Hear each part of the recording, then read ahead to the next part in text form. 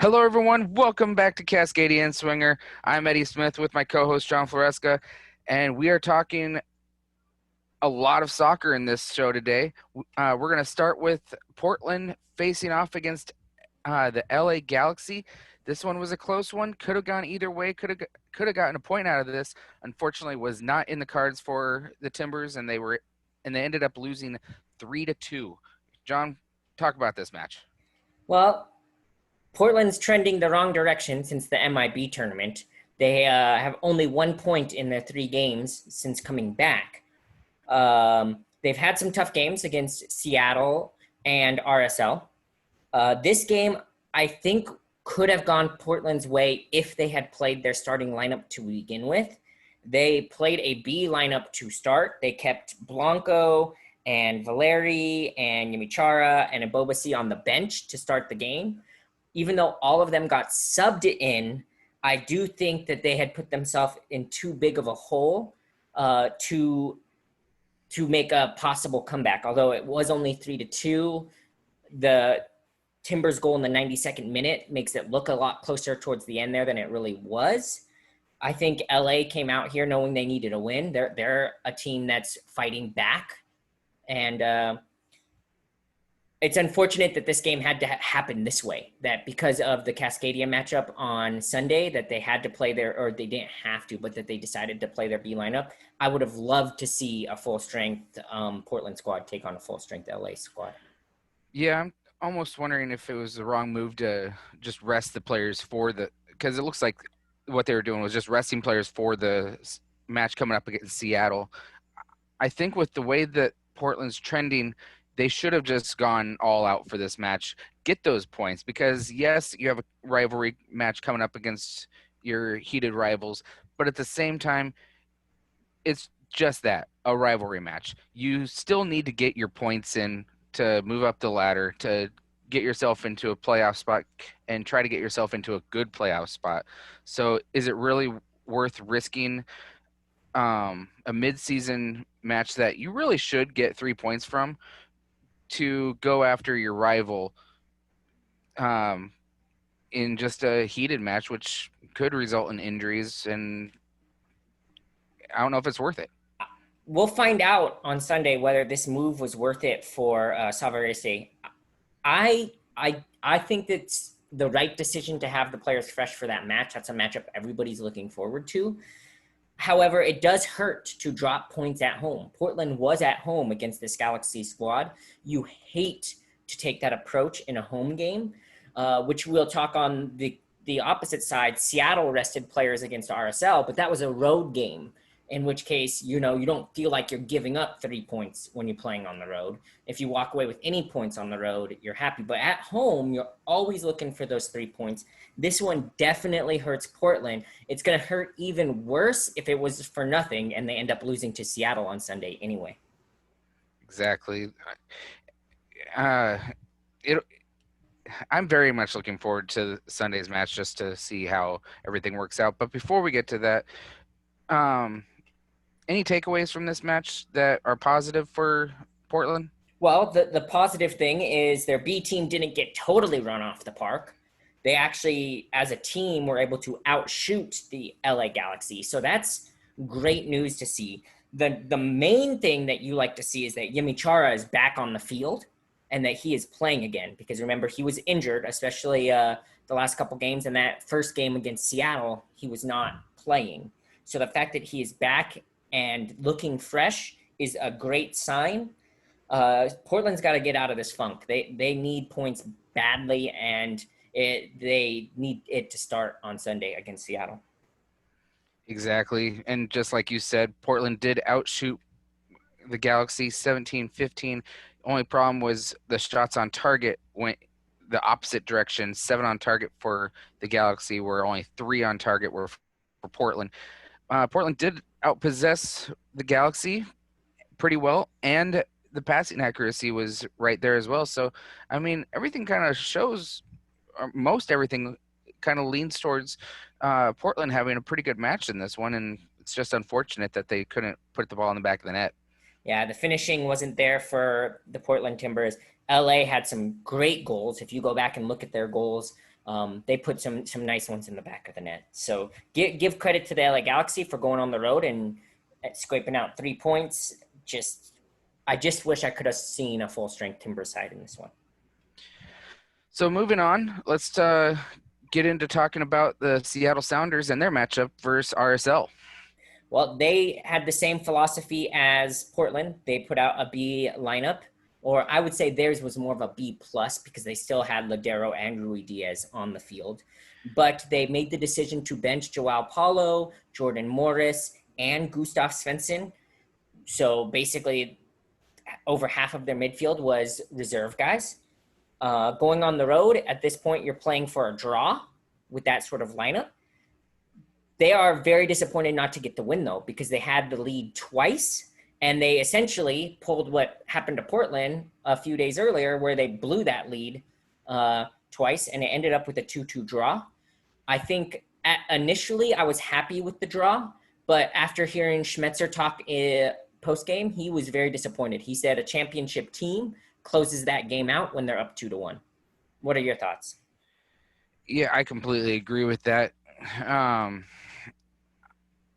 I don't think I was as comfortable with the 2-2 draw as you were initially, because my thoughts are definitely you have to close out matches. When you have a lead, you need to be able to keep that lead, especially when you're a defending champion team that people are looking to possibly repeat this year. You're not going to go far in the playoffs if you can't close out a road win against RSL. I mean, don't disrespect RSL. They are a great team, but they're definitely not to the caliber of the Seattle Sounders. Well, I was texting a friend during the match, and after the Sounders scored the first goal, I said, don't count this RSL side out. They are a scrappy team. And then when the match ended, he was like, you are right. This RSL team is very scrappy, and they've proven it in back-to-back games against Cascadia foes. I don't think anybody should sleep on RSL. No lead is safe against them because they have a bunch of young guys that just want to play soccer. They don't care what the scoreline is. They don't care who they're playing against. And if they make these comebacks before long, they start to click a little bit better on defense, and these comebacks for RSL are going to end up being game-winning goals instead of game-tying goals. So I wouldn't be surprised to see RSL slip into the playoffs after these last two performances and be a team that nobody wants to see come playoff time. Exactly. And if you look at the stats on this match, RSL did outshoot Seattle in both shots and shots on target. It was actually not even close when it came to the shots, 12-5. Shots on target were 5-2. So if you look at that, I mean, give RSL all the credit in the world. They also outpossessed, and the passing accuracy was better for RSL as well. And those are big stats for me for possession and passing accuracy, because that just shows who has control of that match. And it does look like RSL on paper had the control in this one.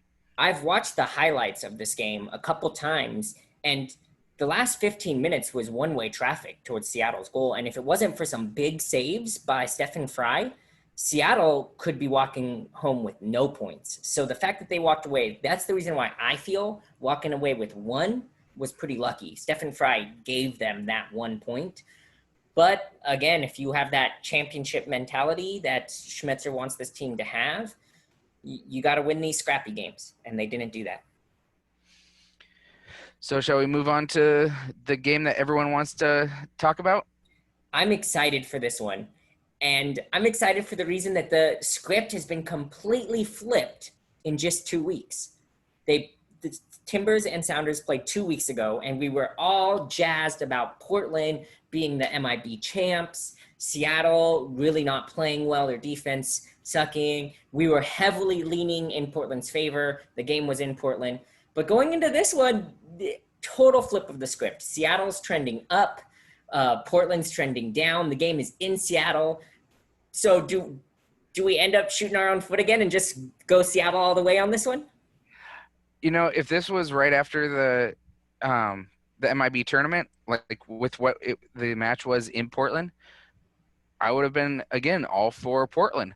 But Seattle proved that that MIB tournament was just the MIB tournament. This is the regular season, and they showed Portland, hey, this is what's really to play for, and that was in Portland. Now we're gonna be taking this up to Seattle, and I feel like Seattle's just gonna be feeling good in their home confines, and they're gonna take the win in this one. We say that, but we were saying that about playing down in Portland 2 weeks ago. You have to look at the run of games in this matchup. The road team has won, I think, 3 or 4 straight games in this matchup. It is very, very bizarre that this rivalry has had this happen, but that trend could end here because Seattle is currently playing that much better than Portland. Well, also the fact that Portland has not done particularly well in Seattle. Um, I think they only have, was it one regular season win in Seattle? Am I correct on that one? I I would have to go double check the stats, but I know regular season versus playoffs is very different because Portland has dominated Seattle in the playoffs, both at home and on the road. So it's just a question of whether or not this will have a playoff feel for Portland because they play better in that atmosphere. I don't know. But the truth is, the road team has been playing better in the last few games in this series.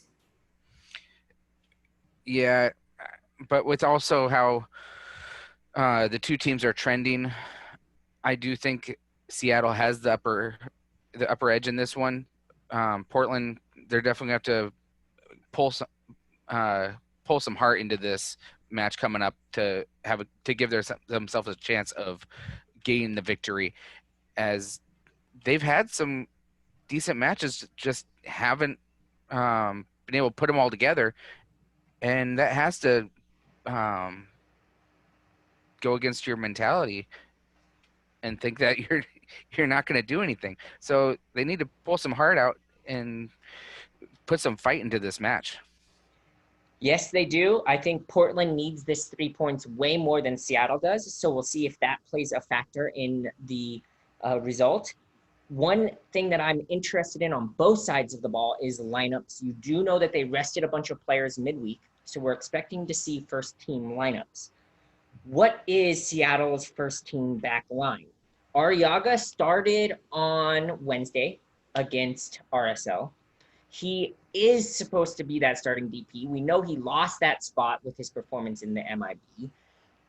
At some point, this Sounders team has to give him a second chance. They've invested too much money not to give him a second chance. I don't think it happens this game. I do expect it to be Shane O'Neill and Andrade Gomez in the back, but weirder things have happened. So you could see Arriaga starting back there. That's something that I'm watching out for. The other thing I'm watching out for on the Timber side of the ball is Yemi Chara. Is he healthy enough to start, or is he going to come off the bench? That's one thing that I'm going to be looking for just before kickoff as well. I think the Sounders have proven in the past that that they like to take things slow with players coming back. Um, but I wouldn't be surprised as well to see Arriaga in the lineup in the back. I think it will be Shane O'Neill, though. I think it's going to be Leardom and Nuhu both on the wings, with O'Neill and Andrade in the back center. Yeah, that back line is definitely where you always watch at the start of Sounders games to see how they're going to line up because that's what's moving the most. Another important side note, just because we have to mention it, with Diego Valeri's goal on Wednesday, he enters the 80-80 club. And so he now officially has 80 MLS goals and 83 MLS assists. So congratulations to him. That is a very prestigious club to join. And just a class act all the way around. Let's get some final score lines for this one, Eddie. What do you got? You know, it seems like every Cascadia match between Portland and Seattle, it's always a lot of scoring. I think both sides will get goals in this one, and I think it's going to be close. I think it's going to be 3-2 Sounders. 3-2 Sounders, 5-goal thriller. I've got this one being a lower scoring affair. And the reason for that is I think the Timbers are going to really focus on cleaning up that defense. They've given up 10 goals in 3 games. That's not Portland soccer. That's not how they expect to play. I don't see them giving up 3 goals for a fourth straight game. Uh, so I do see them trying to keep this one a lot closer than that. I'm going to say 2-1 Seattle's favor. Of course, since we put the Portland jinx on them 2 weeks, 2 weeks ago, we probably just put the Seattle jinx on them this week. But hey, that's the way things go. It'll be, it's definitely going to be interesting. I've always known this series to be high scoring. I think Portland is going to be attacking in this match, especially they love to attack in Seattle. It's not going to matter if there's supporters in the crowd or not. They love to attack in Seattle and definitely give uh, the Sounders and their supporters a rough time when they come to town. So I definitely see an attacking Portland side, which is going to leave the defense wide open. So Seattle might just counterattack in this one. Just wait for Portland to make the mistakes. But I That's do not think Seattle at home. That will never happen for Seattle at home. true, true. It depends on how much I think Portland attacks them, though, and Seattle will just adjust to whatever Portland's doing. Portland might come out with the first goal.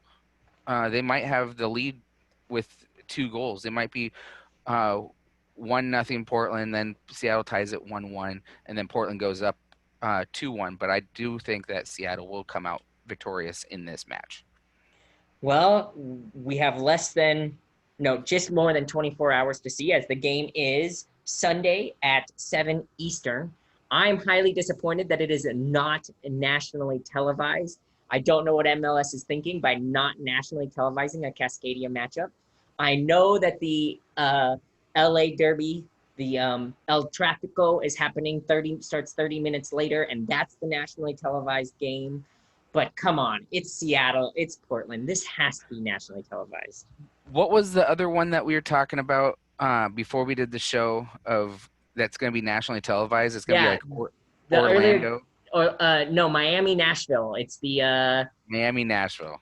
the expansion game. Both teams just joined the league this year. That one is nationally televised at I think 5 o'clock, and then you have El Tráfico nationally televised at 7:30. That leaves Seattle, Portland in the dust. Me living in Arizona, I'm thankful that I have a ESPN Plus subscription because I do not want to miss this game. Yeah, yay for Miami and Nashville. Sounds so exciting. But we are definitely excited for our Portland versus Seattle match on Sunday.